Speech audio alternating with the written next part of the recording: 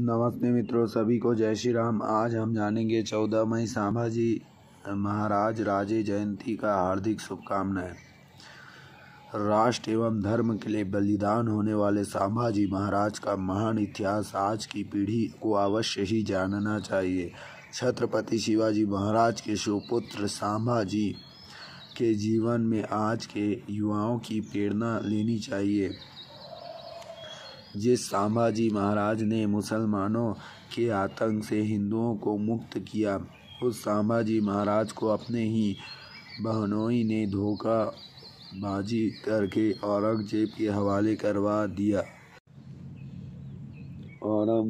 औरंगजेब ने संभाजी महाराज की आंखों में गर्म सरिये डाल दिए, जीवा काट दी, फिर भी मुसलमानों की जी न भरा तो उन्होंने संभाजी महाराज की चमड़ी उखाड़ दी।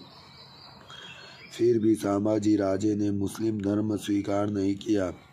संभाजी राजा ने अपनी अल्प आयु में जो अलौकिक कार्य किए, उससे पूरा हिंदुस्तान प्रभावित हुआ।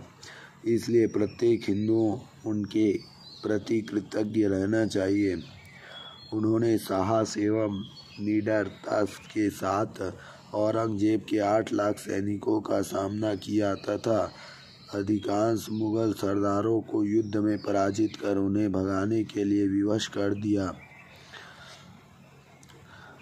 24 से 32 वर्ष की आयु तक संभाजी मुगल की पारसिक शक्ति से लड़ाई की और एक बार भी यह योद्धा पराजित नहीं हुआ। इसलिए औरंगजेब दीर्घकाल तक महाराष्ट्र में युद्ध करता रहा। उसके दबाव में संपूर्ण उत्तर हिंदुस्तान मुक्त रहा। इसे संभाजी महाराज सबसे बड़ा कार्य कहना पड़ेगा।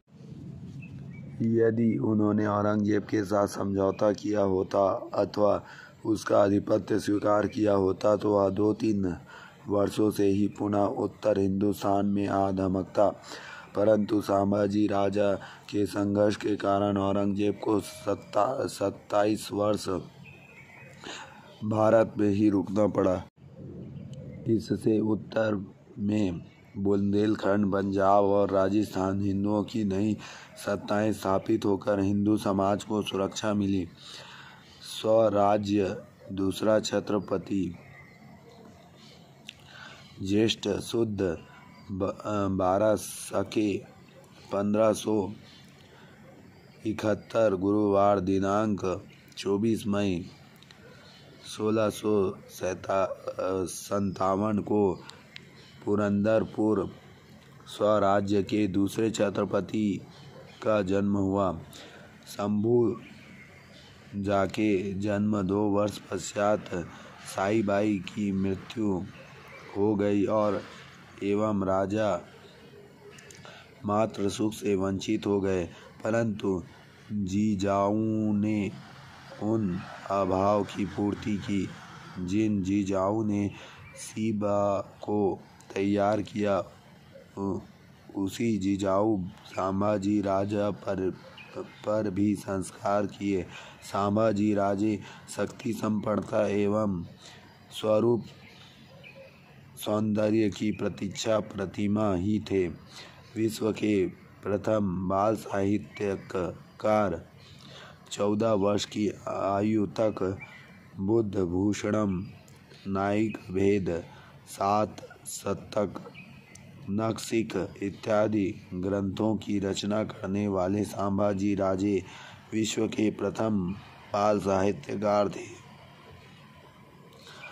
मराठी, हिंदी, फारसी, संस्कृत, अंग्रेजी, कन्नड़ आदि भाषाओं पर उनका प्रभुत्व था। जिस तड़प से उन्होंने लेखनी चलाई, उसी तड़प से उन्होंने तलवार भी चलाई। धर्म परिवर्तन के विरोध में छत्रपति संभाजी महाराज कठोर नीति। मराठा एवं अंग्रेजों में 1684 में जो समझौता हुआ, उसमें छत्रपति संभाजी महाराज ने एक ऐसे शर्त रखी थी कि अंग्रेज को मेरे राज्य में 10 गुलाम बनाने अथवा ईसाई धर्म में कलंकित करने हेतु लोगों का क्रय करने की अनुज्ञा नहीं मिलेगी। हिंदुओं के शुद्धिकरण के लिए निरंतर सजग रहने वाले संभाजी महाराज ने शुद्धिकरण के लिए अपने राज्य में स्वतंत्रता विभाग की स्थापना की थी। छत्रपति संभाजी महाराज एवं कवि कलश ने बलपूर्वक धर्म परिवर्तन कर मुसलमान बनाए गए हर्षुल के ब्राह्मण गंगाधर कुलकर्णी को शुद्ध कर पुनः हिंदू धर्म परिवर्तन करने का साहस दिखाया। यह एक साहस ही था, क्योंकि उस समय ऐसे हिंदुओं को पुनः अपने ही अत्यधिक विरोध होता था। अपने धर्म लेने के लिए हिंदुओं द्वारा ही अत्यधिक विरोध होता था। इसलिए गंगाधर को त्र्यंबकेश्वर भेजकर वहाँ की प्रायश्चित विधि पूरी करा ली गई। उसे शुद्धि पत्र देकर अपनी पंक्ति में भोजन के लिए बैठाकर पुनः प्रवेश करा लिया गया। संभाजी राजा जी इस उदारता के कारण बहुत से हिंदू पुनः स्वधर्म में आ गए। पुर्तकों जो कि नाक में दम करने वाले छत्रपति संभाजी महाराज फोड़ा का गढ़ पोर्तुगीज मराठ सीमा पर था। गोवा की पोर्तुगीज सत्ता का उकसाने तथा उस सत्ता को पूरी तरह से उखाड़ने के लिए घेरा देने का जो प्रयास छत्रपति शिवाजी महाराज ने किया था, उससे फोड़ा गढ़ एक महत्वपूर्ण दुआ था। उसका नाम था मर्दनगढ़। उन्होंने हठ एवं ईर्ष्या इतनी दुर्दमाई थी कि उन्होंने 800 सावरकों की सुरक्षा में 600 पैदल सैनिक भाली भांति किले में पहुंचाया। पोर्तुगीज उनके धैर्य एवं निडर की मानसिकता को देखते ही रह गए। उन्होंने उन पर आक्रमण करने का भान भी नहीं रहा। संभाजी महाराज युद्ध में सम्मिलित हुए। यह देखते ही वाइसराय ने उसमें ऐसा पक्का निश्चय किया कि यह युद्ध उसे बहुत महंगा पड़ेगा। महाराज की उपस्थिति देखकर मराठाओं के होश आया। किलेदार सोयाजी कंक छत्रपति शिवाजी महाराज के समय का युद्ध था। अब वह वृद्ध हो चुका था, परंतु उसने युवाओं को हटाने की शूरता, धीरता एवं सुदृढ़ता थी। इस वृद्ध युवकों ने पराक्रमी पराकाष्ठा की।